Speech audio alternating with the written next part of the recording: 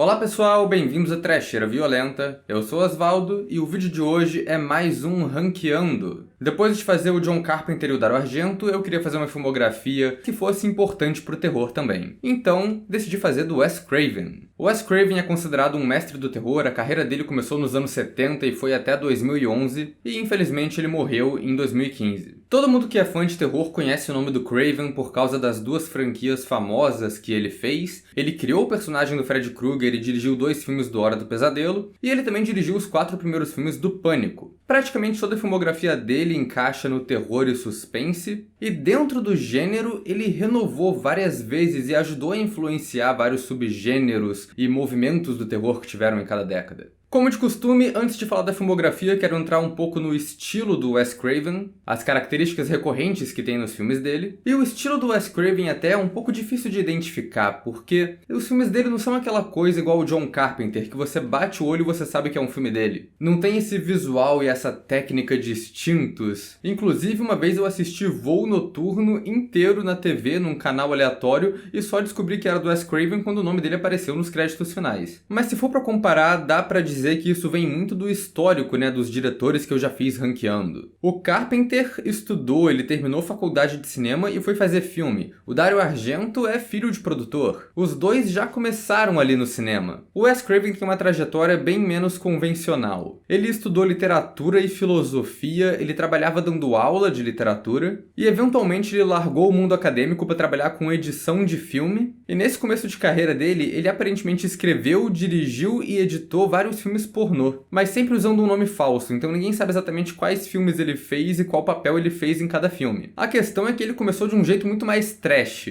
e essa estética meio caseira, meio crua, tá presente em praticamente toda a carreira dele. E ele foi um cara que inovou muito no terror também. E apesar disso, é um fato conhecido que o Wes Craven não queria ficar preso ao gênero, ele não queria ser conhecido como um diretor de terror. Mas a estreia dele foi com o Aniversário Macabro, um filme polêmico pra cacete. Ele ficou marcado já como um diretor de coisa grotesca e raramente conseguia sair do gênero. E isso é uma coisa que marca bastante a filmografia dele também. A primeira metade é terror puro. A segunda metade parece que são vários filmes que ele tá tentando misturar gênero ou fazer alguma coisa diferente. Então tem mais thriller, suspense, filme de comédia. Ele também começou a abordar temas diferentes e tem filmes na carreira dele que tem bastante crítica social, mas geralmente elas são muito caricatas e escrachadas. Mas acho que o jeito que o Wes Craven encontrou pra se divertir no terror mesmo foi a metalinguagem. Os filmes do Pânico são famosos por isso, eles deram uma boa renovada com a metalinguagem no gênero slasher, mas na real ele já tava brincando com metalinguagem desde uma cena absurda que acontece no final de Shocker 100 mil volts de terror. E isso acabou sendo uma marca registrada dele ali nos anos 90 e 2000. Muitos filmes dele têm sonhos premonitórios ou pesadelos como uma parte importante da trama, talvez porque isso já era esperado do diretor que fez Hora do Pesadelo, Outro elemento recorrente é a desconstrução da família feliz americana, porque as famílias tradicionais desses filmes ou são disfuncionais, ou são famílias que carregam um segredo macabro. E uma coisa muito curiosa é que quase todo filme do Wes Craven tem um vilão que é enganador. O vilão é mau caráter, mas ele finge ser uma pessoa boa, ou o filme todo, ou numa cena em específica. Isso eu acho que foi o elemento mais recorrente de toda a filmografia dele, e foi meio bizarro a quantidade de vezes que isso aconteceu. Uma outra característica recorrente aqui do Wes Craven como diretor é que ele era um ótimo diretor de atores. Tem filmes ruins do Craven que tem atuações boas no meio, e nos filmes bons ele consegue tirar bastante dos atores e faz personagens bem únicos ali. Isso é uma coisa legal, porque na filmografia dele nunca tem um Michael Myers ou um Jason, que é um vilão silencioso, sem muito motivo, só sai matando todo mundo. Até os vilões sobrenaturais do Craven têm um objetivo bem definido, têm uma personalidade ali, são vilões carismáticos. E como geralmente acontece com esses diretores, ele também repetia bastante elenco e equipe nos filmes dele. Se você ver a filmografia do Wes Craven, você vai ver vários rostos repetidos que fazem 2 ou 3 filmes aqui e ali. E agora que dei uma passada rápida por tudo, vamos começar o ranking. Como sempre, é o meu ranking pessoal, então não considero só a qualidade dos filmes, mas também o quanto eu me diverti com eles. E nessa lista eu coloquei os 24 longa-metragens que foram dirigidos pelo Wes Craven, também considerando os que foram feitos para TV. Também não peguei tudo que ele dirigiu, porque ele fez alguns episódios de séries de TV, tipo Twilight Zone dos anos 80. Ele dirigiu um curta na antologia Paris Eu Te Amo também, que é uma antologia de drama, que eu não considerei aqui. E eu também ignorei o infame pornô que foi supostamente dirigido pelo Wes Craven, mas usando o pseudônimo Abe Snake. Porque assim, eu já assisti muita coisa pra trecheira, mas o filme pornô esquisito do Wes Craven de incesto dos anos 70, eu não vou assistir. Então antes de começar essa lista do pior pro melhor, eu vou pedir pra vocês se inscreverem no canal se vocês não forem inscritos ainda. Comentem aí embaixo se vocês já assistiram a filmografia do Wes Craven, o ranking de vocês também, eu sempre gosto de ver o ranking de outras pessoas, então coloquem aí embaixo. E deixem outras recomendações de filmes pra gente falar aqui no canal e diretores pra eu fazer um ranqueando, porque quem sabe ano que vem sai um, né? Também acompanhe a gente nas redes sociais, os links estão todos aí embaixo na descrição do vídeo. E se você gosta do nosso trabalho aqui na Trecheira, considere virar membro. Quando você é membro do canal, você ganha acesso a um conteúdo exclusivo, a emojis exclusivos e também consegue votar em filmes pra gente falar aqui no canal com as enquetes dos membros. Eu vou tentar fazer esse vídeo sem dar muito spoiler dos filmes, mas eu vou comentar a trama de alguns deles e alguns spoilers vão aparecer aqui. Acontece. Mas então estejam avisados. E é isso, vamos pro ranking, começando pelo 24º, último filme nessa lista, que é Quadrilha de Sádicos 2. Um filme que é tão picareta e mal feito que o próprio Wes Craven deserdou ele. O Craven fez esse filme porque estava precisando de grana só, e as gravações foram interrompidas, eles nunca terminaram as gravações. Só que aí, Hora do Pesadelo lançou, fez um sucesso, o estúdio que estava fazendo esse filme do Quadrilha de Sádicos 2 quis lucrar em cima do nome do diretor e pediu para ele terminar o filme sem gravar nada novo. Então não só a história do filme já é uma zona por causa disso, como 1/3 do filme é flashback do primeiro filme. E todo mundo tem um flashback aqui. Esse é o único filme que eu vi que o cachorro tem um flashback. Isso é quase genial, mas é ruim. É uma trama genérica de grupo de jovem ficando preso no deserto e sendo caçado por assassino canibal. O visual do filme é uma merda, é tudo muito escuro e incompreensível. E tem alguns personagens que sobrevivem ao filme original que voltam pra não fazer nada neles. Inclusive, a moça que era da família canibal do primeiro filme, mas que troca de lado, aparece nesse e ela morre tropeçando e batendo a cabeça numa pedra. É o fim mais indigno que eu já vi pra um personagem. É um filme muito ruim. Chiller, que no Brasil aparentemente tem o nome Um Frio Corpo Sem Alma. Parando pra pensar, a filmografia do Wes Craven é a mais desnivelada que eu já fiz aqui pro canal, porque ele tem clássicos, filmes perfeitos, muito bons, e ele tem Chiller. Chiller é um filme que, na ideia, ele é legal até. É um cara que tá congelado criogenicamente e ele acorda por um erro no aparelho, mas os médicos conseguem salvar ele. Só que o problema é que quando ele foi congelado, a alma dele morreu e foi pra outra vida, sei lá, só que o corpo dele continuou. E aí ele toma controle da empresa do pai dele e vira uma caricatura de executivo malvado sem alma, literalmente. E aí ele começa a demitir as pessoas, ele corta a caridade que eles fazem. E é óbvio que é uma crítica ao mundo corporativo, às ações sem alma do mundo corporativo. O problema do filme, não tem nem muito como desenvolver isso, é que ele é um saco. Nada acontece nele, a trama é óbvia, a conclusão é óbvia, é um filme que ele é quase tão desalmado quanto o vilão. E eu acho que nem tem muito mais o que acrescentar sobre esse, porque não tem muita coisa acontecendo aqui. Night Visions. O próximo é esse outro filme feito pra TV. Esse é dos anos 90 e parece ser um desses filmes que o Craven fez pra tentar fugir do terror. Porque ele não é um filme de terror necessariamente, ele é mais um thriller de investigação policial que parece um pouco um giallo, assim, um dos filmes ruins do Dario Argento. Ele não é chato igual os dois anteriores, ele é assistível. O problema dele é que ele é muito genérico. Ele é uma história de policial muito básica, sem muita identidade, parece que ninguém estava muito inspirado quando fez esse filme. É todo um monte de coisa que a gente já viu. É o policial veterano que não segue bem as regras, que é obrigado a ser parceiro de uma policial novata que estudou psicologia. E ela é muito ingênua, e os dois têm que deixar as diferenças de lado para caçar um serial killer que tá solto na cidade matando um monte de mulher. Eu acho que a parte que mais me lembrou um giallo aqui é também a parte mais diferente desse filme, que são os elementos sobrenaturais aleatórios que acontecem no meio da trama. Porque essa parceira que estudou psicologia, ela aparentemente também tem habilidades psíquicas, que nunca são muito explicadas, você só sabe que ela encarna uma personalidade nova ali, ela tem várias personalidades que ela usa pra se infiltrar em lugares que ela prevê que o assassino vai matar alguém. Mas o resto do filme é bem clichê. Todos os diálogos do policial veterano com o chefe dele são a mesma coisa que você já viu em qualquer lugar. E é muito fácil de sacar quem é o assassino no fim das contas também. E de todos os filmes do Wes Craven, esse é o que tem a pior técnica. Mas assim, tem cena que tem o microfone vazando, sabe? Isso é muito feio. É um filme genérico e que é ruinzinho. Verão do Medo, que é uma tradução direta do título Summer of Fear, mas que também é um filme conhecido como Stranger in Our House. Porque, sabe como é, né? Filme bom são esses que têm 2 nomes. Esse é outro filme feito pra TV, e acho que agora ele é mais lembrado como o filme do Wes Craven que estrela a Linda Blair do Exorcista. Verão do Medo não é de todo ruim, mas ele é um filme cansativo. A trama é sobre a família da Linda Blair, que vive feliz lá na casa deles, até que uma prima que ninguém vê há anos tem que ir morar com a família depois que os pais dela morrem num acidente de carro. Só que a prima é uma psicopata que está tentando roubar a vida da Linda Blair. E é claro que só a Linda Blair percebe isso, porque pro resto da família ela é a prima perfeita. Meu maior problema com esse filme é que a família da Linda Blair são uns bostas de uns personagens desagradáveis. Vai além do limite racional eles darem tanta moral pra prima e cagarem tanto na cabeça da Linda Blair que é filha deles. Chega a um ponto do filme que eles pedem pra ela ir dormir fora de casa pra não incomodar a prima, é surreal. Um aviso de spoilers aqui, mas no final é revelado que a garota nem era a prima de verdade. Os pais maltratam a própria filha o filme inteiro pra agradar uma prima que eles nem sabem como é a cara. O filme fica cansativo bem rápido e ele só prende a atenção mesmo no final, quando tem essa dupla revelação. Não é a prima e, na verdade, é uma bruxa. O que justifica um pouco do comportamento do pai, porque ela meio que seduzia o pai, mas a mãe tava sendo bosta só de graça mesmo. Mas aí no final o filme vira a chavinha e se transforma numa trecheira sensacional. A personagem vira uma bruxona usando lente de contato esquisita lançando poderzinho, e o filme termina do jeito mais lógico possível pra essa história, com os personagens batendo racha numa montanha na beira do penhasco. Eu gosto desse final bagaceira. Se esse filme fosse um episódio da série Mestres do Terror e tivesse 40 minutos de duração,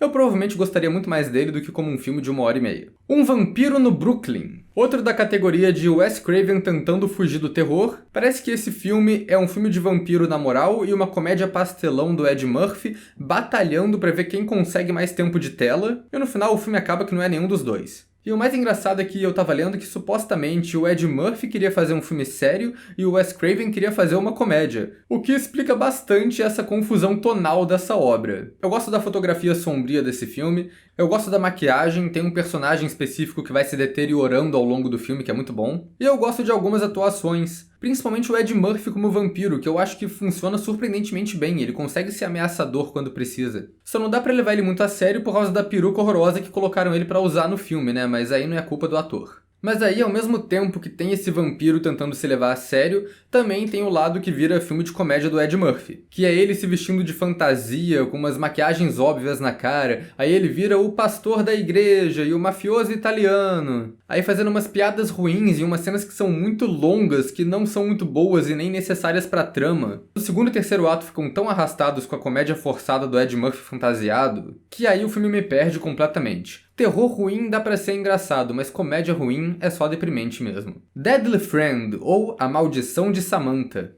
Seguindo a lógica do terror ruim que é engraçado, tem esse filme maravilhoso que é A Maldição de Samantha. Esse é um desses filmes que mesmo quem não conhece já deve ter visto uma cena muito famosa dele que é meio que meme na internet de cena de filme ruim, que é a garota estourando a cabeça da velha com uma bola de basquete. A surpresa que eu tive é que isso era um filme do Wes Craven e que isso não é nem o momento mais bizarro do filme. A trama toda é muito esquisita. É sobre um adolescente gênio que constrói um robô que tem uma inteligência artificial, e aí, em um espaço muito curto de tempo, o robô dele é destruído e a namorada dele entra em coma depois de apanhar do pai abusivo dela. Então ele transfere a inteligência artificial do robô pro cérebro da namorada com um chip e cria um híbrido de namorada-robô que começa a se vingar das pessoas que maltrataram ela e sai matando todo mundo.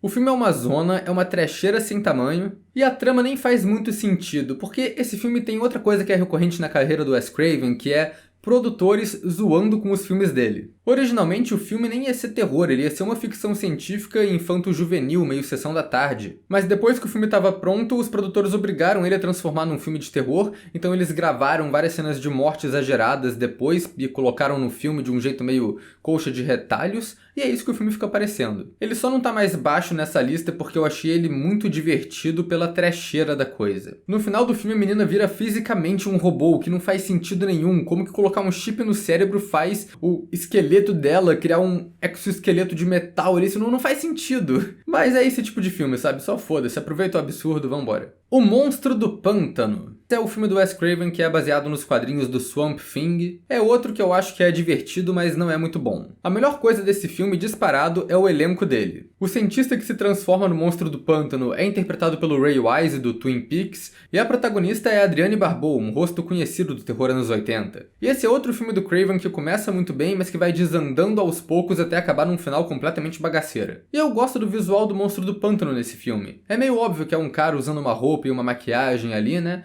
Mas eu acho que funciona pra proposta, é legal. Mas o filme é um pouco parado, a trama não leva nada a lugar algum, e o que mata pra mim, mas que também é um pouco do charme de baixo orçamento desse filme, é que no fim o vilão vira um bicho muito tosco, é uma fantasia assim, tipo, muito feia. E acaba que o final épico do filme são dois marmanjos fantasiados lutando com uma espada falsa no meio do pântano. Parece que você tá vendo um shitpost de YouTube, é bem zoado. Não acho que é um filme bom, mas é um desses que é divertido, é uma trecheira pura. Convite para o Inferno. Esse é o último filme feito direto pra TV do Wes Craven que aparece aqui no ranking, e pra mim esse claramente é o que teve a melhor produção. A trama é sobre uma família que muda pra um bairro chique, onde todo mundo é legal e tem a vida perfeita e fazem parte desse country club. E todo mundo tá tentando fazer o protagonista se juntar ao country club repetidas vezes. O protagonista eventualmente descobre que esse country club não é nada mais do que uma seita disfarçada. E aí o filme vai entrando numas paradas muito loucas de ficção científica com um universo paralelo e acaba com uma bizarrice maravilhosa. Porque ele não é só sobrenatural, né? Ele tem o lance da ficção científica, então o cara se veste de astronauta numa roupa bem toscona e vai parar numa dimensão infernal. Esse filme também é um pouco lento, igual o Summer of Fear, porque ele tem essa situação que é enrolada por 1 hora até chegar na parte sobrenatural da história. Só que a situação desse é mais interessante e o surto no final é mais surtado mesmo. E esse filme tem uma coisa a mais também, que é o mistério da trama. Essa coisa da teoria da conspiração, do personagem que tá indo contra todo mundo do bairro,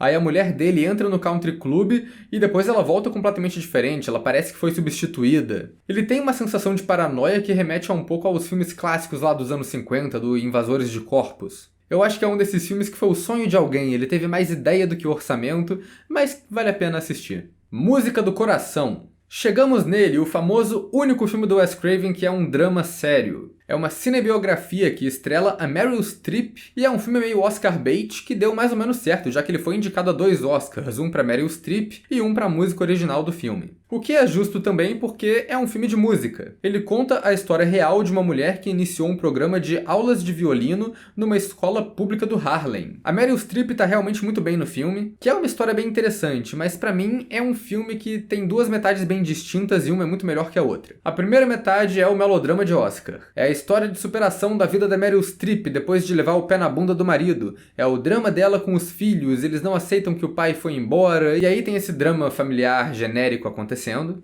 E essas partes da aula de violino tem uma coisa meio comentário social acontecendo também, que a Meryl Streep, ela não entende como que funciona a vida no gueto dos alunos dela. O que eu acho que acaba dando uma comédia não intencional pro filme, com os foras que a Meryl Streep constantemente tá dando ali. Ela chega dando esporro nas crianças. Porra, por que não treinou o violino? E a criança fala, pô, professora, desculpa, porque minha avó apanhou e morreu no meio da rua. A segunda metade do filme é praticamente outra trama, porque ele pula 15 anos pra frente, as aulas de violino da Meryl Streep já são bem conceituadas, mas o governo quer cortar o financiamento dela. E aí o filme ganha uma trama de fato. É sobre eles fazerem um show beneficente pra conseguir manter as aulas, e aí no final termina com uma recriação bem emotiva dos shows que aconteceram de verdade, com vários violinistas famosos aparecendo no filme interpretando eles mesmos fazendo essa apresentação. Nesse final, o filme vale a pena, mas o problema é que pra chegar nessa trama tem 1 hora de lero-lero. A Sétima Alma. Esse foi o último filme original do Wes Craven, sem ser de franquia. Ele escreveu e dirigiu esse slasher sobrenatural que é bem irregular. Tem muita coisa boa aqui e tem algumas coisas ruins também. Um homem tinha 7 personalidades e uma delas é um serial killer perigoso. Ele morreu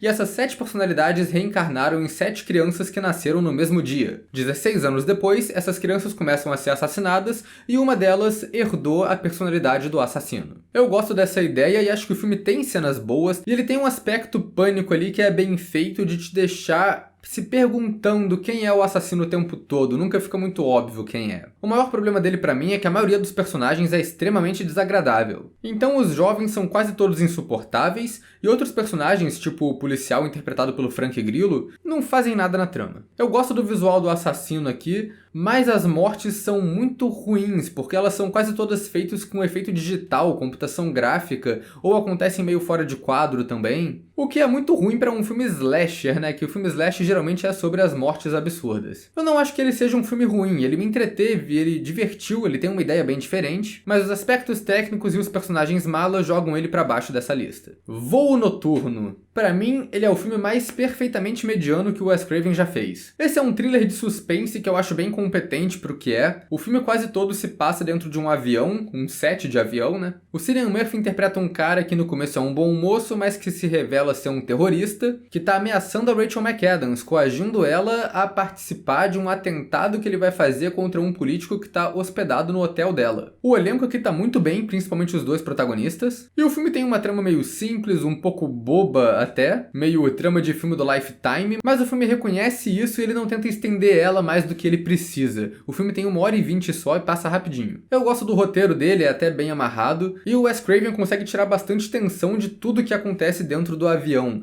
Um ambiente bem fechado, sem muito o que fazer ali, mas é um filme bem dirigido. Mas eu acho que não tem muito mais o que comentar dele, é um filme bem ok, tá lá cumprindo o papel dele. A Maldição dos Mortos-Vivos, do original The Serpent and the Rainbow. Esse é um dos filmes mais malucos do Wes Craven. A história é sobre um pesquisador que viaja pro Haiti indo atrás da droga que transforma as pessoas em zumbi lá no ritual de voodoo. E enquanto ele faz isso, ele acaba amaldiçoado, tendo várias viagens e pesadelos bizarros, e acaba também sendo perseguido pelo governo e pela polícia autoritária do Haiti. O cara só se fode o filme todo. É até impressionante a quantidade de estripulia que eles fizeram o Bill Pullman fazer pra esse filme. O cara é um ator dedicado mesmo, desde ser afundado em sangue falso até interagir com um jaguar ou sei lá que bicho. A trama do filme atira pra todos os lados, tem momentos que ele parece um desses filmes do James Bond que ele vai pra outro país, e às vezes parece A Hora do Pesadelo mesmo. Mas eu acho que esse filme segue um pouco a lógica dos filmes do Lucio Fulci. Ele não é um filme de trama, ele é um filme de surto. E eu me amarrei nesse filme por causa disso. Em uma filmografia cheia de filme esquisito e sequência de sonho bizarra, o Serpent and the Rainbow consegue se destacar como um dos mais bizarros aqui, o que é uma coisa boa. Pânico 3. Pânico 3 é bem reconhecido como o filme mais fraco da franquia Pânico, e isso também foi culpa da produção. O filme estava sendo feito logo depois do massacre de Columbine, então os produtores ficaram com medo dessa coisa da violência na mídia, e tentaram fazer o Pânico 3 abordar mais o lado comédia da franquia. Tem partes boas no filme, ele é um dos que brinca mais com metalinguagem porque tem esse aspecto do set de filmagem. O grupo de personagens de filme slasher que está sendo perseguido aqui são atores interpretando os personagens do primeiro filme, e o filme tira bastante humor disso. Mas ele também é o filme mais fraco do Pânico por ter um vilão ruim, é o pior Ghostface da franquia, ele tem uma história que tenta mudar o passado que é tirada do nada, e ele é um slasher fraco, as cenas de morte dele são muito chinfrim, não tem muito gore. Ele facilmente acaba sendo o menos memorável da franquia. Amaldiçoados, ou Cursed. Esse é um que talvez seja polêmico, tá tão alto na lista, mas eu gostei dele. Cursed é um filme de lobisomem do Wes Craven e do Kevin Williamson, que eles tentaram seguir fazendo uma terror comédia depois do Pânico. E esse é outro caso de filme bem problemático. O filme demorou quase 3 anos para ser feito, ele tinha uma versão original do Wes Craven que era completamente diferente, tinha até outros atores no filme, tinha efeitos práticos do Rick Baker, mas tudo isso foi cortado. Eles fizeram várias regravações e mudaram o filme todo, e não só isso aconteceu, como os produtores também foram mudando o filme para ele ficar cada vez mais PG-13, classificação 13 anos. Então ele foi pro cinema completamente picotado. Mas felizmente eles lançaram uma versão levemente reeditada para DVD, que melhora um pouco os efeitos de computação gráfica, que coloca mais cenas de gore e cenas de ataque, é uma versão decente do filme. Eu me diverti bastante com essa versão sem cortes. O filme é praticamente um slasher de lobisomem. Tem um lobisomem matando umas mulheres na cidade e os dois protagonistas, que são a Christina Ricci e o Jesse Eisenberg, têm que descobrir quem é, enquanto os dois também estão se transformando em lobisomem porque eles foram mordidos. O filme nem parece ter sido tão picotado assim porque a trama dele tá compreensível. Ele tem umas subtramas muito boas, inclusive, tipo o cara que faz bullying com o Jesse Eisenberg, mas que vira amigo dele depois que o Jesse descobre que ele é gay. E o mistério do filme é bem construído. Tem boas cenas de ataque de lobisomem,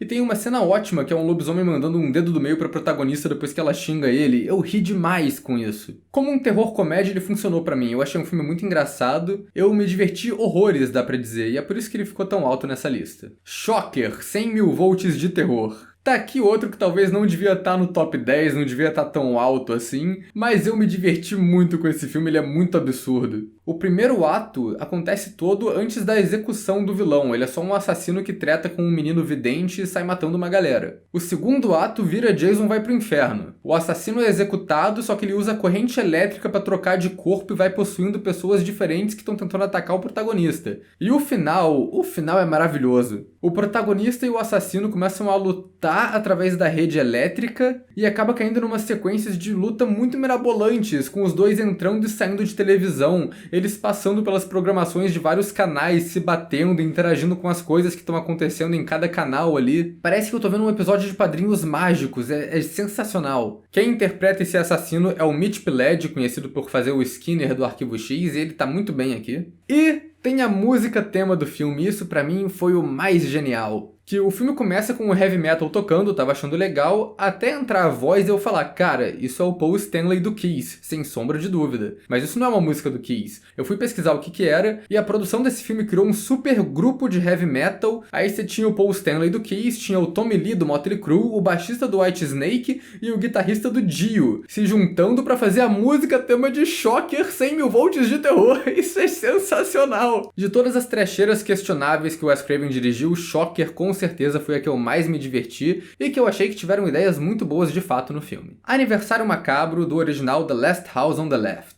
O Aniversário Macabro é o primeiro filme do Wes Craven, é um remake não oficial de A Fonte da Donzela, do Ingmar Bergman, e ele é um filme exploitation de Rape and Revenge. Um grupo de ladrões estupra e mata duas jovens para depois ser assassinado por vingança pelos pais de uma delas. O filme é um desses que geralmente entra em lista de filme gore, de filme chocante, pesado. E ele realmente tem seus momentos tensos e é um filme bem desconfortável. Em aspecto técnico, ele é bem trash, é uma coisa bem caseira e com uma confusão tonal ali que não faz muito sentido. Porque tem cenas de tensão, cenas de estupro que são intercaladas com cenas de comédia pastelão com os dois policiais atrapalhados. É um filme que eu não acho que seja um filme muito divertido, mas ele é memorável e impactante da sua própria maneira. É um filme grotesco, eu coloco ele alto aqui na lista assim porque ele cumpre o propósito dele. Ele é um filme que foi feito pra chocar e ele consegue chocar. Assim, não acho que ele choque tanto hoje, porque a gente já viu coisa pior no cinema. Eu também acho que o gênero do Rape and Revenge é um gênero que geralmente não envelhece muito bem. Mas, como um filme exploitation dos anos 70, esse filme funciona muito. Quadrilha de Sádicos. É um filme bem famoso, que é sobre uma família que fica presa no deserto e acaba sendo caçada por uma família de canibal que mora na área. Mas o que eu gosto desse filme é que ele tem essa disputa entre as duas famílias. E eventualmente a família boazinha tem que ir pro nível dos caras pra conseguir vencer. Eles têm que usar umas táticas antiéticas, eles têm que jogar sujo. Os filhos tendo que usar o corpo da mãe de isca pra atrair o vilão pra uma bomba. É uma parada tão errada, mas ao mesmo tempo engenhosa que os personagens fazem, que acho que essa é a graça do filme. E os personagens da família canibal aqui são muito bons. O Wes Craven sabe fazer vilões bons, né? Todos eles têm sua própria personalidade e têm um nome temático de deus romano que combina com ela. O engraçado é que o Michael Berryman, o cara que é o pôster do filme, que virou a cara dele, é o mais incompetente dos filhos dessa família e não representa tanta ameaça assim. O filme também tem um dos melhores e mais prestativos cachorros de filmes de terror, que é o Fera. O pastor alemão aqui é brabo. São 4 vilões principais no filme e o cachorro mata 2 por vontade própria. Não tem ninguém mandando ele fazer isso, ele tem a própria subtrama no filme. O personagem é tão bom que ele ganhou um flashback no segundo, né? Mas acho que é um filme bem memorável, que tem personagens memoráveis, cenas de morte memoráveis, uns efeitos grotescos e um clima de terror maneiro no geral. Benção Mortal.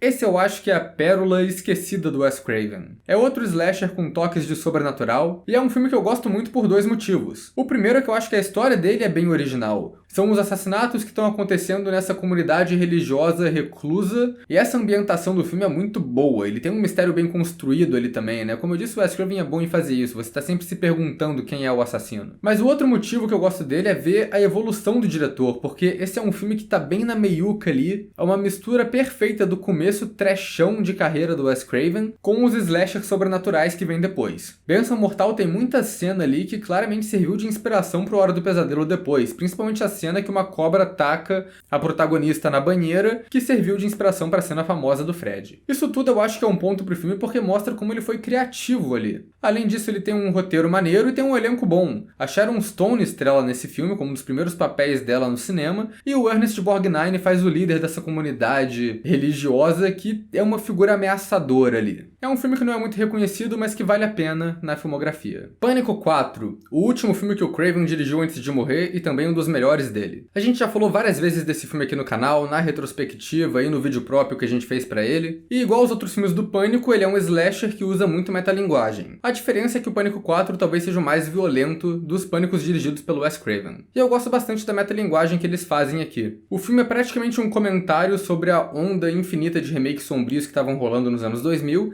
e os personagens são todos muito bons. Tanto o elenco que tá retornando, quanto o elenco novo, que tem bons atores, personagens carismáticos, cada um com seu traço de personalidade específico aí. E eu gosto bastante desse filme, achei ele uma continuação justa da franquia. Ele conta uma história diferente, mas que é a mesma ao mesmo tempo, porque ele é meio que um remake, tem personagens equivalentes ali. E ele segue com todos esses temas que fazem o Pânico funcionar. As Criaturas Atrás das Paredes. Esse é o filme mais alto nesse ranking, que não é um filme de franquia. E eu acho que talvez seja o filme que resuma melhor toda a filmografia do Wes Craven. As Criaturas Atrás das Paredes tem tudo. Tem terror bem feito, tem comédia bem feita, tem seus aspectos trash peculiar, tem comentário social canastrão e tem ótimas atuações exageradas. O filme é sobre um menino que aceita ajudar o Ving Rhames a invadir a casa dos ricos que são donos do terreno onde eles moram para roubar os caras. Quando eles chegam na casa, eles descobrem que ela é cheia de armadilha e que o casal rico é psicopata. E tem muita coisa diferente rolando nesse filme. Os vilões são esse casal psicopata que é interpretado por dois atores muito bons, que são o Big Ed e a Nadine do Twin Peaks. Eles fazem um casal na série também, olha só. Tem a motivação do menino de arranjar dinheiro pra mãe dele, pra família, mas aí depois o filme vira outra coisa, porque ele consegue o dinheiro, mas ele quer agora resgatar a garota que tá sendo mantida em cativeiro pelos pais. E ao mesmo tempo que isso acontece, tem toda a trama dos garotos que moram dentro das paredes e no porão da casa, que tem esse visual macabro, mas que na real são vítimas também. A primeira vez que eu assisti, eu não gostei tanto dele, eu achei ele meio canastrão, porque né, os personagens são muito caricatos, mas entendendo ele como um canastrão de propósito, com essa trama absurda, eu acho ele um filme muito bom de verdade. Pânico 2.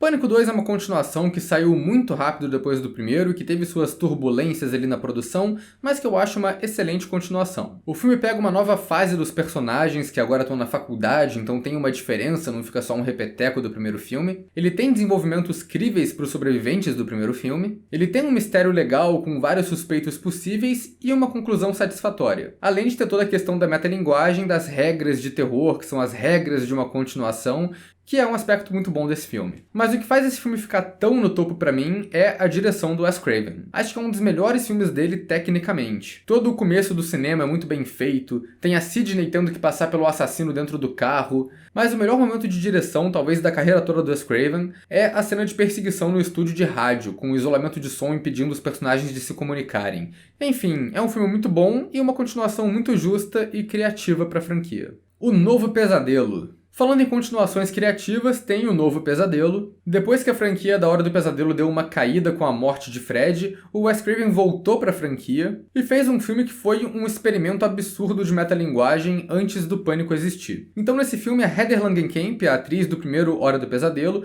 interpreta uma versão fictícia dela mesma, que começa a ser assombrado por uma entidade que toma a persona do Fred Krueger. O filme fica brincando com esse limite, o que é sonho, o que é real e o que é filme. Tem cenas aqui que a metalinguagem chega num nível que a protagonista encontra um roteiro do próprio filme e ela abre o roteiro na página que descreve ela encontrando o roteiro do próprio filme. O filme tem um redesign do Fred, ele fica mais macabro, para mostrar que não é o Fred Krueger aqui, é diferente, é uma entidade demoníaca que está usando a forma do Fred Krueger para ir atrás da Heather Langenkamp. E eu acho também que esse filme é uma boa homenagem para a franquia do Hora do Pesadelo como um todo. Tem algumas cenas que são parecidas visualmente, tipo a garota sendo atacada no teto da sala, mas ele também reprisa vários atores do primeiro filme, tipo o John Saxon e o Robert Englund. além de ter várias pontas nele do pessoal que tá por trás das câmeras. O Wes Craven interpreta ele mesmo aqui, e também o dono da New Line Cinema, o Robert Shea, aparece interpretando ele mesmo. Dá pra ver a moral do Wes Craven, né? Porque ele chega pro cara que era o dono do estúdio e fala: qual é? Eu vou dirigir Uma Hora do Pesadelo, mas tu tem que aparecer atuando, hein? Eu acho que esse filme é tão diferente que às vezes ele se prejudica de ficar ali no meio da franquia. Porque ele pode ser considerado um Hora do Pesadelo 7, mas ao mesmo tempo não é, porque ele não é da continuidade do Hora do Pesadelo. Eu acho que ele é um filme, uma história original que por acaso é sobre os filmes do Hora do Pesadelo. Pânico! O top 2 desse vídeo foi difícil. Todo mundo já sabia quais iam ser os dois primeiros, mas essa era a grande dúvida de qual ia estar na frente de qual. Eu acabei decidindo colocar o Pânico em segundo. O primeiro é A Hora do Pesadelo, não tem muito segredo, e acho que já dá pra passar a vinheta dele também, porque eu vou falar dos dois juntos aqui. Então, Hora do Pesadelo. E pra mim os dois filmes são perfeitos e eu gosto deles igualmente. Eu gosto bastante da metalinguagem do Pânico, acho que é o charme desse filme. Toda a questão sobre as regras do slasher que os personagens têm que seguir pra sobreviver. E são personagens carismáticos, são atores ótimos, cenas tensas, um vilão com visual icônico, diálogos memoráveis, frases de efeito muito boas. E acho que além de tudo ele é um filme que claramente foi escrito e realizado por fãs do gênero, porque ele faz piada com o filme slasher sem parecer que ele tá desprezando o terror. É uma piada que ao mesmo tempo é uma homenagem, porque né, ao mesmo tempo que ele faz piada, ele é um filme slasher também que tá seguindo alguns dos clichês que ele tá denunciando. E acho que isso foi o fator decisivo pra mim aqui pra terminar esse ranking. Porque O Hora do Pesadelo foi um filme que renovou um pouco o gênero do slasher nos anos 80, e dá pra dizer que sem Hora do Pesadelo não teria Pânico. E é por isso que ele pega o primeiro lugar aqui. E também porque eu acho o Fred Krueger um vilão mais interessante do que o Ghostface. Hora do Pesadelo é um filme muito criativo. Se o charme do Pânico é a metalinguagem, o charme da Hora do Pesadelo é todo o aspecto do mundo dos sonhos. Isso é genial de várias maneiras porque é assustador. O assassino te pega quando você tá dormindo, você tá no seu mais indefeso. Ele tá no mundo de sonho que ele manipula qualquer coisa em volta e você não pode fazer nada. E isso é muito bom porque dá liberdade pro Wes Craven de fazer o que ele quiser no filme e ter uma justificativa maneira. As escadas estão derretendo, o Fred está teletransportando, tem assombração no corredor do colégio. Tudo isso é crível porque são coisas plausíveis de acontecer num pesadelo. O filme todo tem essa atmosfera de pesadelo que é perfeita. Além de também ter um elenco muito bom e de ter um vilão icônico, né? Esse foi o filme que apresentou o Fred Krueger pro mundo, o cara que hoje em dia é uma das faces mais reconhecidas do terror. Então é isso, Pânico em segundo, Hora do Pesadelo em primeiro, e esse foi meu ranking do Wes Craven. Eu demorei muito pra fazer esse vídeo porque foi uma filmografia que eu demorei bastante pra assistir. Eu vou tentar não demorar um ano pra fazer o próximo ranqueando desses, e quem sabe na próxima eu não miro num diretor que tenha menos filmes, né? Mas é isso, pessoal. Até a próxima.